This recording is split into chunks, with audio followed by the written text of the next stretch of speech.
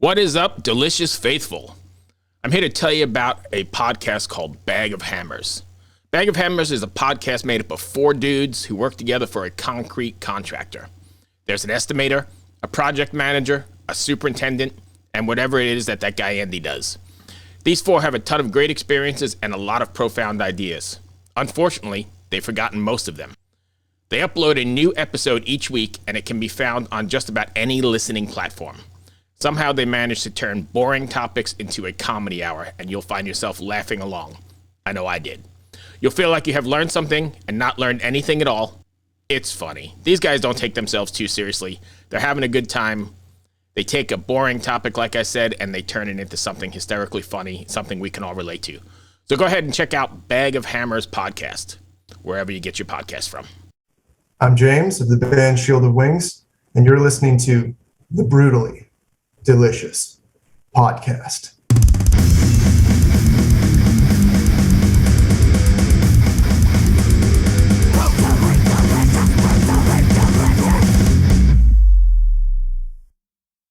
Hello? Hey, there you are. Hello. Okay. Hey, before we even get started, I don't know if you remember me, but you guys were in my cookbook from like 12 years ago. Oh, that was a long time ago, man. Yeah, For 2000. those about to cook. Yeah, that was like 2011 or something. Okay, well, we have some history, apparently. Yeah, we have some history. Well, thanks for joining us. I'm Bruce. That's my partner, Chris. Hello. Bruce, Chris, nice to meet you guys. How are you today? I'm doing, I'd say, pretty well. Good. All things considering. How are you? That was fairly hesitant. Yeah. I wanted to give you an honest answer, and I had to think about it. I feel like he might not be being truthful, but we'll go on from there. Okay.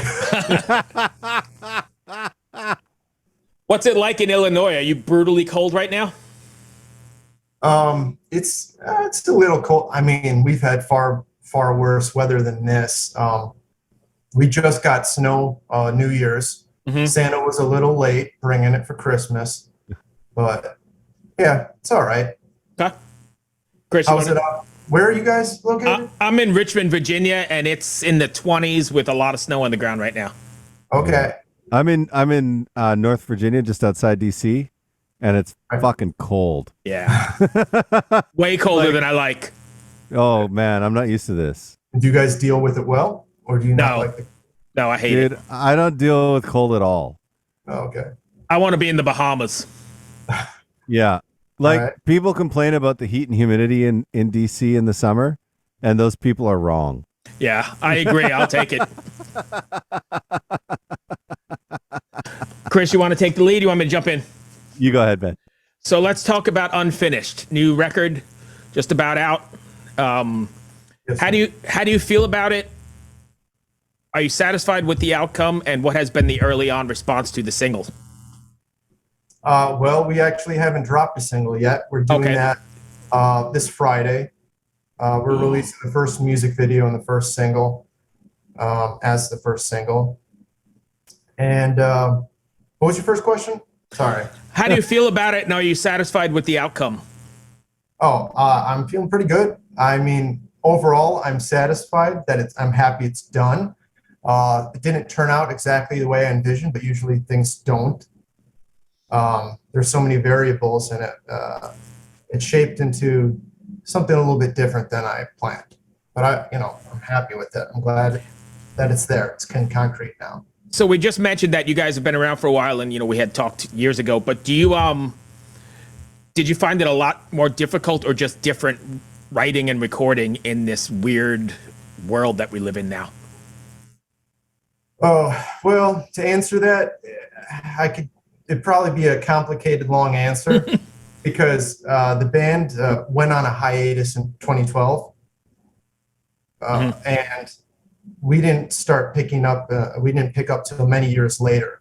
So a lot of these songs that were written between 2012 and like 2019, but most of them, they're pretty old songs. Band was on hiatus. And in 2017, I approached the guys and said, hey, I wrote, everybody was doing different things in life. And I said, I wrote a bunch of music.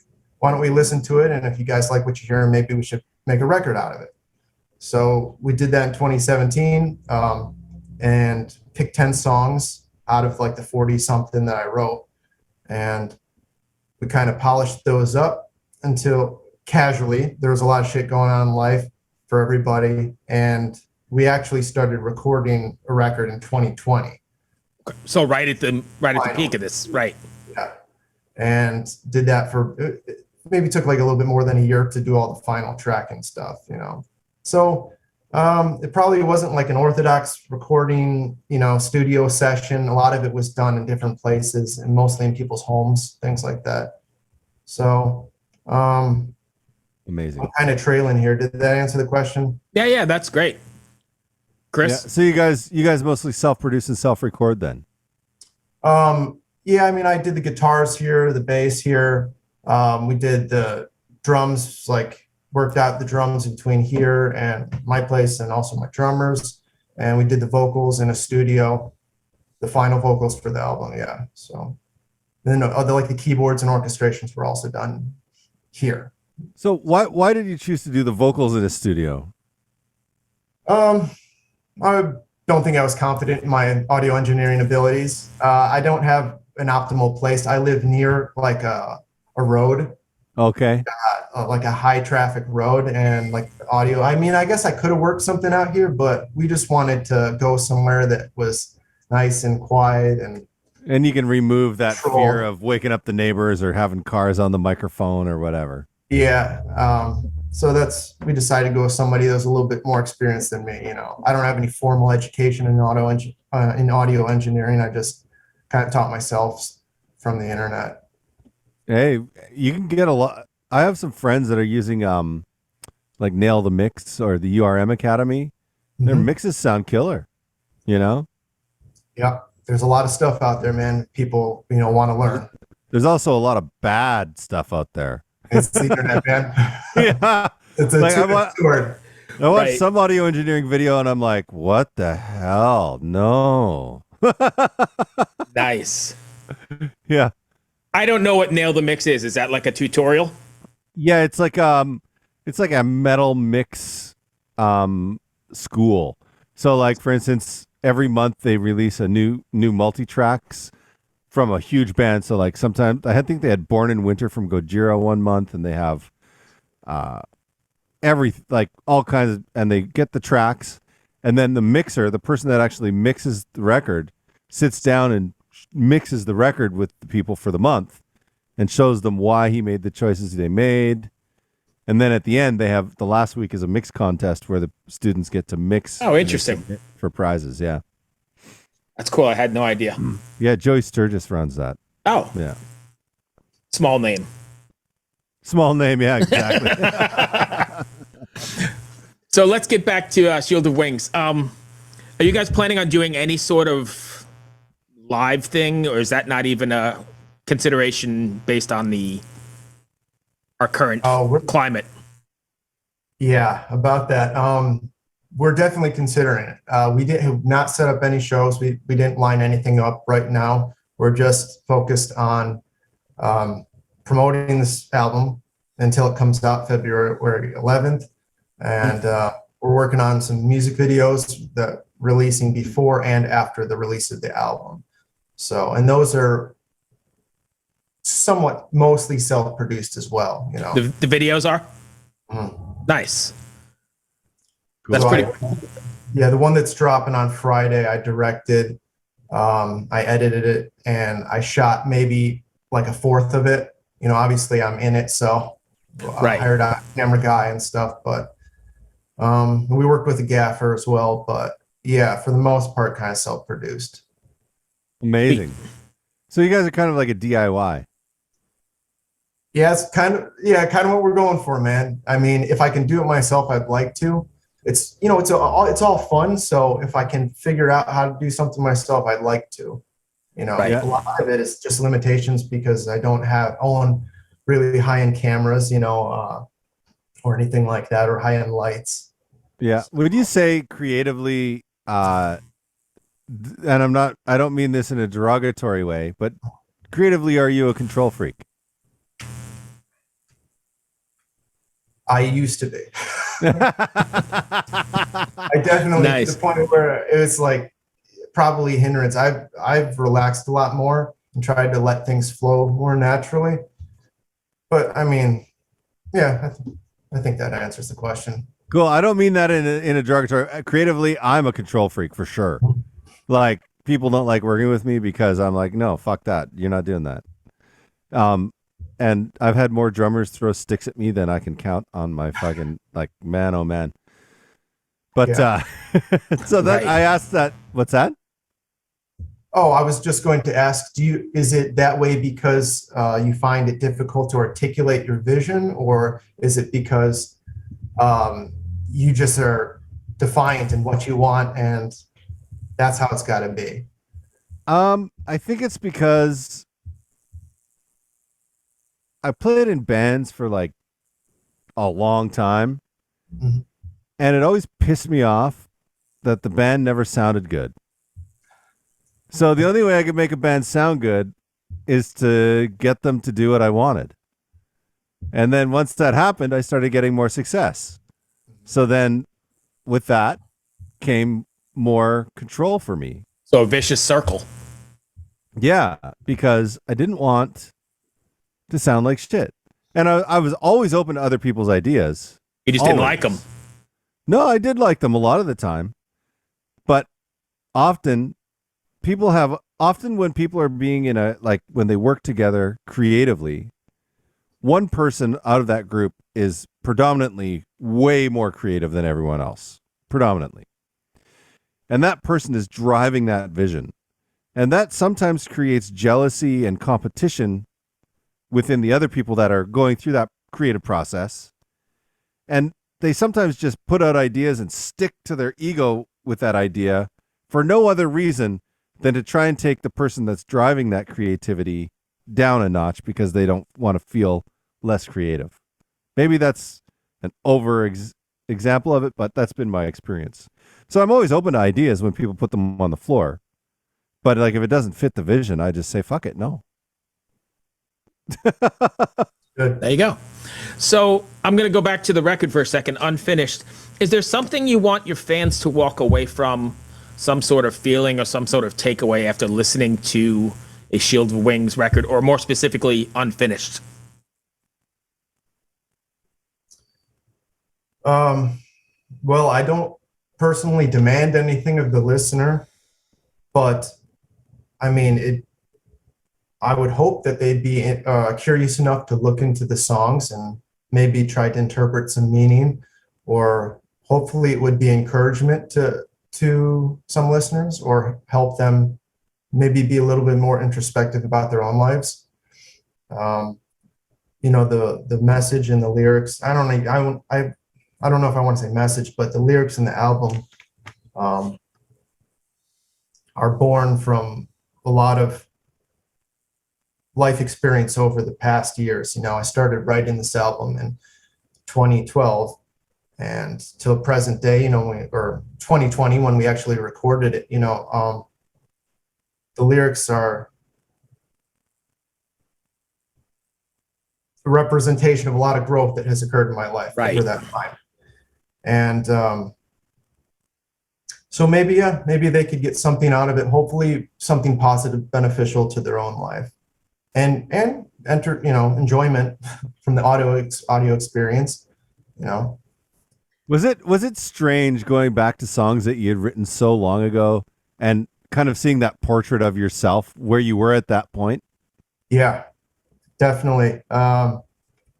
Definitely. I can relive things from listening to, the songs. Yeah. And yeah. Cool. Do you shoot, I just lost my train of thought. Of course he did. He's Bruce Moore. He doesn't have a train of thought. Hey, dude, you're not the only one, man. I totally lost my train of thought because Chris interrupted with his question. Everyone's got weed brain today. Everyone's shit, what was I going to say? Well, I guess we'll move on from that. But what do you guys have planned next? I mean, you said you're dropping the single on this Friday with the video, and then you're already working on new stuff coming up.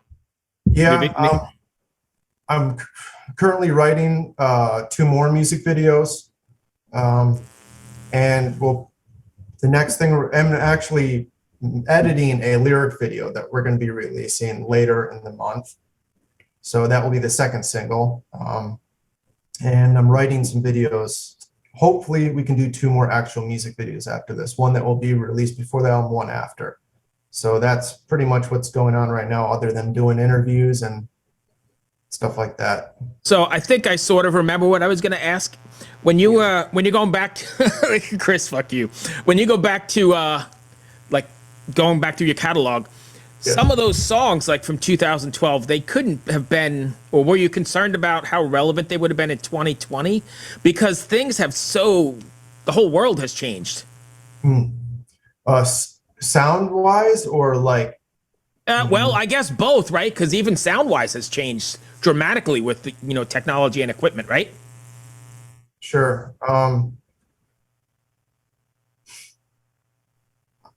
mean, I wasn't too concerned with that, the perception of it or it being modern or something like that. I mean, I wrote the songs and I think that I felt good enough about them that I was okay with people hearing them then. Obviously, the song, like the versions that were written in 2012, some of the songs that were written in 2012, 2013, 2014, some of the structures were kind of